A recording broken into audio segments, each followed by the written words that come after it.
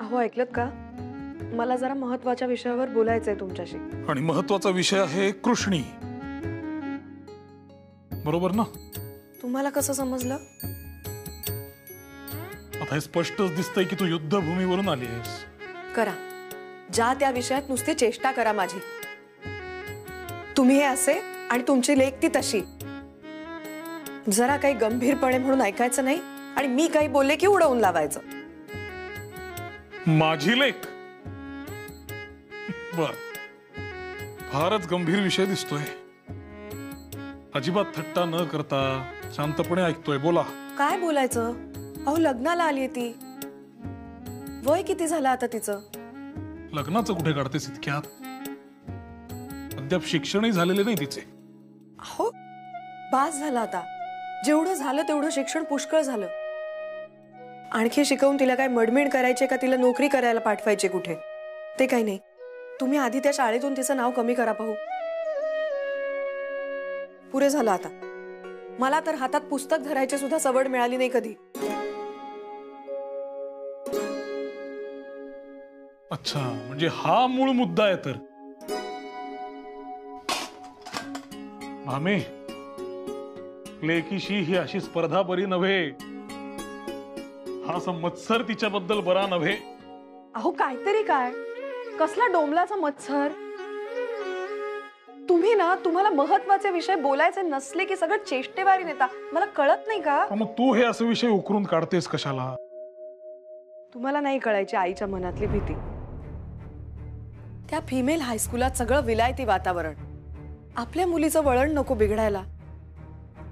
पदोपदी त्या विलायती चालीरीतींचं अनुकरण करून करून आपल्या मुलीचं पुढे कसं होणार या चिंतेने रात्रीची झोप उडालीये माझी. आणि तुम्हाला चेष्टा सुचतीये.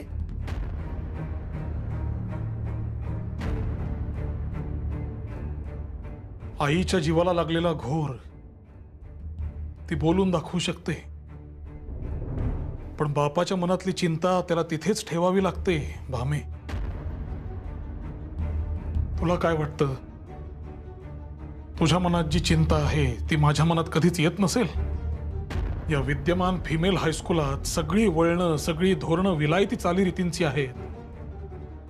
त्याची मलाही प्रचंड चीड येते. परंतु आपल्या भोवताली दुसरी मुलींची शाळा नाही, त्यामुळे नाईलाजाने मला आणि इतर कित्येकांना त्यांच्या मुली याच शाळेत घालाव्या लागतात. पर शिक्षणक्रम तसा नसला तरी इथली सगळी लकब ही बाडगेपणाचीच आहे. पावलं पावली इथे विलायती संस्कार केले जातात. ठाऊक आहे, विलायतेस जाऊन नव्या मनूचे शिकून आलेली एखादी हिंदी स्त्री या चालकांना मिळाली असती तर त्यांनी आनंदाने तिला सुपरिटेंडंट म्हणून नेमले असते.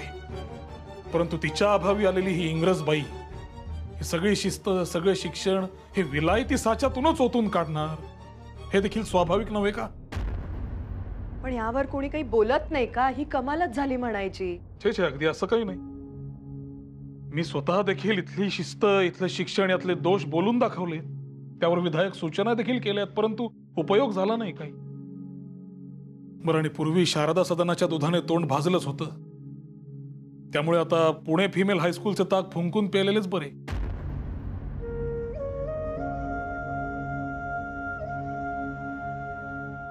मला तरी कृष्णेला या गोऱ्यांच्या संस्कारात ठेवणं काही बरं वाटत नाही. तुम्ही आधी तिचं नाव त्या शाळेतून कमी करा पाहू.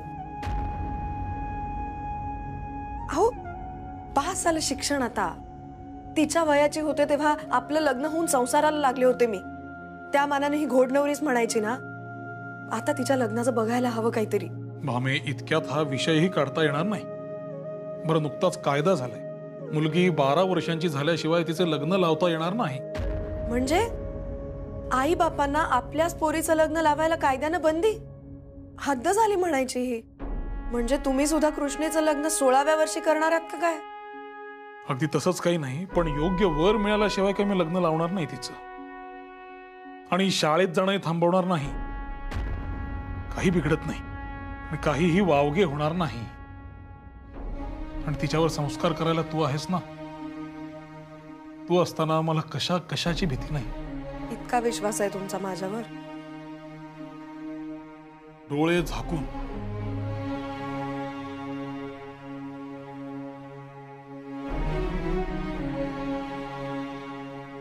भामे, तुला त्या आनंदीबाई जोशी आठवतात का? कोण? त्या विलायतेस डॉक्टरकीचं शिक्षण घ्यायला गेल्या होत्या त्या? त्याच. या आनंदीबाईंनी हिंदू स्त्री समाजाच्या खऱ्या खऱ्या यातनांच्या निवारणाकरिता आपले आयुष्य, आपली बुद्धी, आपले सर्वस्व खर्ची घालण्याचा निर्णय घेतला. त्यासाठी आपल्या परमप्रिय आप्तेष्टांचा विरह सहन करत अनेक अडचणींना तोंड देत त्यांनी 3 वर्ष देशत्यागही केला. परंतु या सगळ्यात 7 समुद्रापार जाऊनही त्यांनी स्वतःचे आचार, स्वधर्म, स्वरूढी यांचा अल्पमात्रही त्याग केला नाही.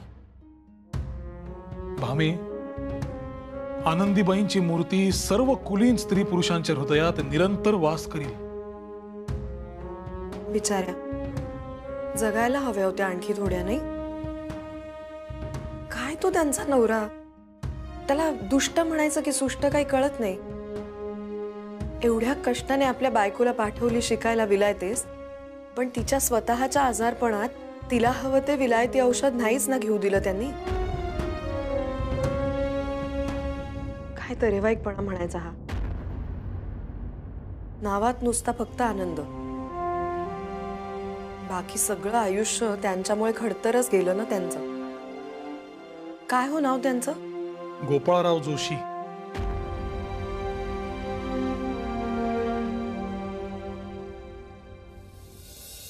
बळवंतराव, आपण सुधारकातला लेख वाचायलाच हवा. दादा, हे काय? ते गोपाळराव जोशी करून कोणीतरी गृहस्थ आले होते, त्यांनी आमंत्रण दिलंय. कसलं आमंत्रण? वाचा ना, वाचा बळवंतराव. आमंत्रण: पंचहौद मिशन हाऊस येथे 14 ऑक्टोबर 1891 रोजी भाषणे, निबंध वाचन यासाठी सभा आयोजित केलेली आहे. तरी सर्व उभयतांनी उपस्थित राहावे अशी विनंती करतो, गोपाळराव जोशी. पंचहौद मिशन हाऊस मध्ये भाषणाचं आमंत्रण आहे. ते म्हणाले खरं असं, पण मी त्यांना म्हणालो की दादा येतील थोड्या वेळात, पण ते काही थांबले नाहीत. अरे बापरे, हे काय भलतं प्रकरण आता? का बरं? यात काय विचित्र? ओ, साधं भाषणाचं आमंत्रण तर आहे. काय विचित्र? अहो, गोपाळराव जोशी या गृहस्थाचे कारनामे तुम्ही अजून ऐकलेले दिसत नाही. नाही बुवा, काय काय त्यांचे कारनामे? या गृहस्थांनी एका दिवसाचं धर्मांतरण केलं होतं. आणि हे तर काहीच नाही, भर पुण्यात गाढवा गाढवीचं लग्न लावून त्यांची शहरातून वरात देखील काढलेली होती. काय? हो, काय सांगता काय? अस्सल नमुना आहे हा गृहस्थ म्हणजे. बरं, ते सगळं असू द्या. या आमंत्रणाचं काय करायचं?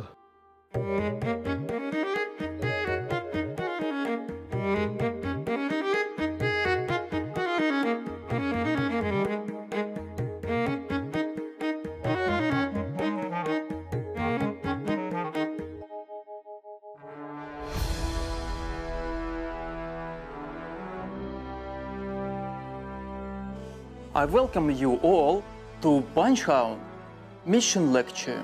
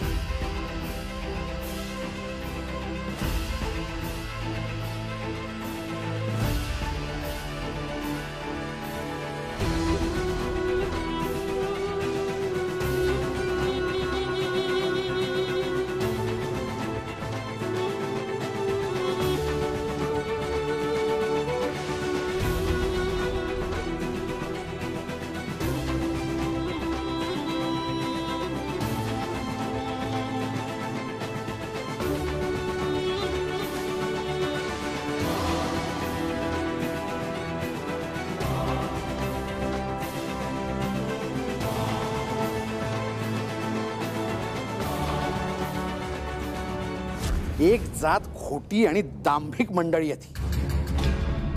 नाही, मला ना भर सभेत यांना समाजासमोर उघडा पाडायचंच आहे. हे पंचहौद मिशन व्याख्यान वगैरे निमित्त आहे.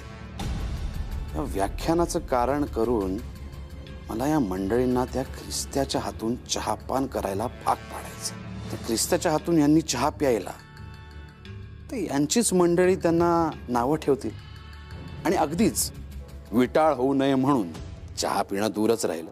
अगदी चहाचा कप समोर ठेवण्यासही जरी नकार दिला तर त्या मिशनरी मंडळींसमोर यांचं हसं होईल. तेव्हा बघू काय करतात ही मंडळी. चहा पितात का नाही. तुम्ही मात्र इतकंच करा, व्याख्यानं संपू लागली की या मंडळींच्या समोर चहाचे कप शिपायामार्फत कसे येतील त्याची व्यवस्था करा. हो, बघूच.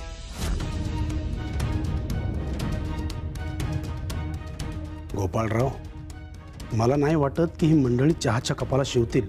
अहो, या गोऱ्या लोकात एकदा पदार्थ समोर ठेवला की आपल्याप्रमाणे तो खाच अशी पद्धत नसल्याने ही मंडळी बचाव करून निघतील असे मला वाटते. आणि असे झालेच तर आपल्या हेतूवर पाणीच फिरले असे समजायचे.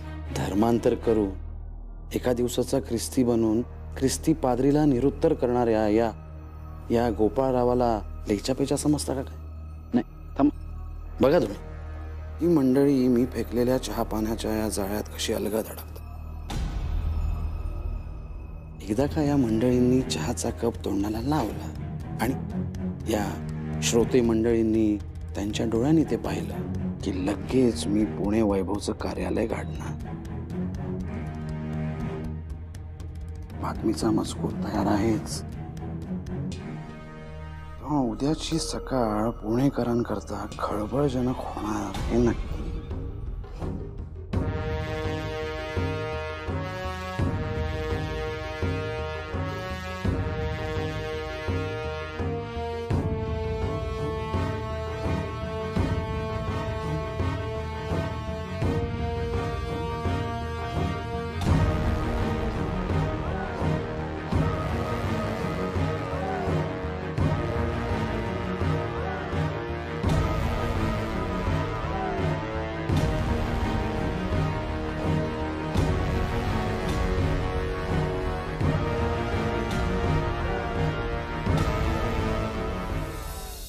गोपाळराव जोशी यांनी सांगितलेल्या वृत्तानुसार ऑक्टोबरच्या 14व्या तारखेस संध्याकाळी पंचहौद मिशन हाऊसमध्ये समारंभाच्या निमित्ताने मिशनरी लोकांनी शहरातील 50 पाऊणशे गृहस्थांना आमंत्रित केले होते.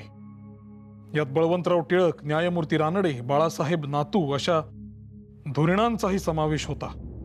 यावेळेस काहींनी निबंध वाचले, काहींनी भाषणे केली आणि हे काम आटोपल्यानंतर चहाचे कप समोर आणले गेले. मडमांनी आपल्या मुलायम हातांनी बनवलेला हा चहा हे रावसाहेब आणि रावबहादूर सुधारक लोक मिटक्या मारत पिऊन ढेकरा देत आपापल्या घरी निघून गेले.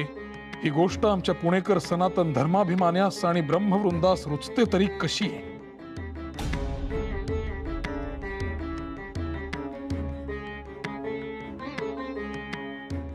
गोपाळराव जोशी, ही अशी खोडसाळ बातमी छापून आपण समाजात मिठाचा खडा टाकलाय. आपल्या विक्षिप्तपणाबाबत ऐकून होतोच, मात्र आपण हे टोक गाठाल असे वाटले नव्हते. भरलेल्या जठरात एखादा विषारी कण गेला म्हणजे सारे अन्न ढवळून निघते.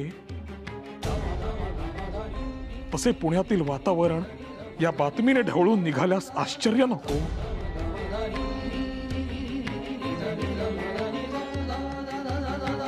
अहो, या सनातनी लोकांनी असं केलं तरी कसं हो? छे छे, दिवसा ढवळ्या धर्मभ्रष्ट झाला. अहो, यांच्या हातचे पाव खाऊन किंवा यांनी पाव टाकलेल्या विहिरीतलं पाणी पिऊन यांनी खालच्या जातीतल्या माणसांना बाटवलं आणि आता वरच्या जातीतल्या माणसांना हे असंच अडकवणार की काय? हे अहो, पुणे वैभवच्या चावडीवर लावलेला जाहीरनामा वाचलात का? नाही हो. काय लिहिलंय त्यात? अहो, त्यात लिहिलंय तुमच्यात काही पाणी असेल ना तर ते आत्ता दाखवा. हे बघा, धर्माविषयी पुकारलेला बंडाचा जाहीरनामा. अहो, मग आता पुढे कसं होणार? हे प्रकरण वाटतं तितकं साधं नाहीये. मी असं ऐकलंय की ते सनातनी लोकांचे पुढारी बाळासाहेब नातू आहेत ना, ते काशीच्या शंकराचार्यांकडे अर्ज करणार आहेत या विषयावर. मी ऐकलंय हे नातू कट्टर सनातनी आहेत. ते सहजासहजी हार मानणार नाहीत आणि त्यांनी तर चहाही प्यायला नाहीये.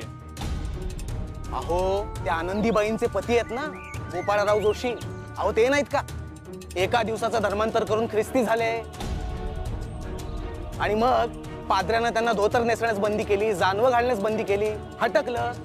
म्हणून मग झालो आता मी पवित्र झालो, आता माझी पापं धुतली गेली म्हणून पुन्हा धर्मांतर केलं. ते त्यांची मिशनरी लोकांबरोबर उठबस आहे म्हणे.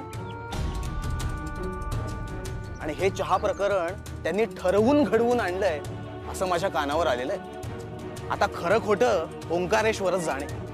पण तो माणूस खोडसळ आहेच, परंतु पुढे या चहा प्रकरणाचं काय होणार कोणास ठाऊक. हो ना.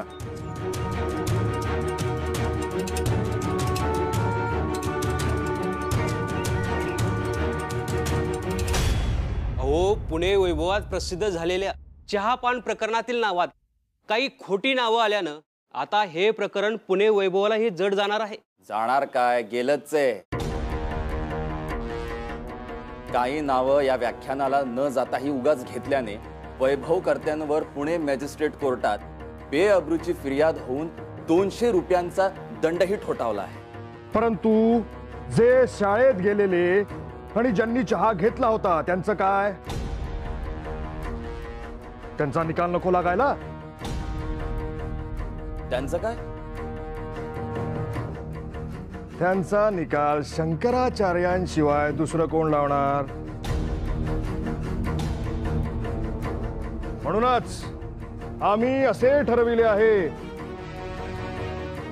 की या प्रकरणात शंकराचार्यांकडे साकडे घालावयाचे आणि काय तो निवाडा करा असे सांगावयाचे. काय थेट शंकराचार्यांकडे धाव घ्यायची? मग त्यांच्याशिवाय कोण निवाडा करणार? बाकी या प्रकरणात टिळक बरे अडकले. स्वतःला धर्मरक्षक समजतात नाही का? आता मी त्यांना दाखवतो सनातनी धर्माचा खरा रक्षक कोण आहे. मीच आहे.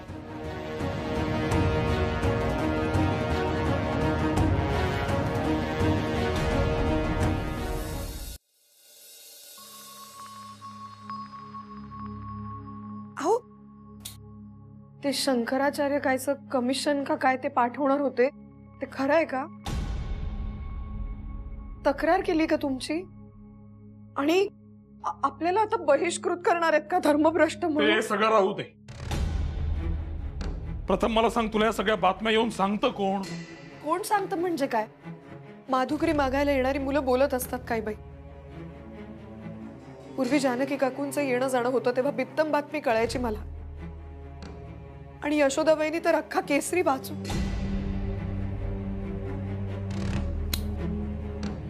गोपाळ भाऊजी नव्हते का हो सभेला?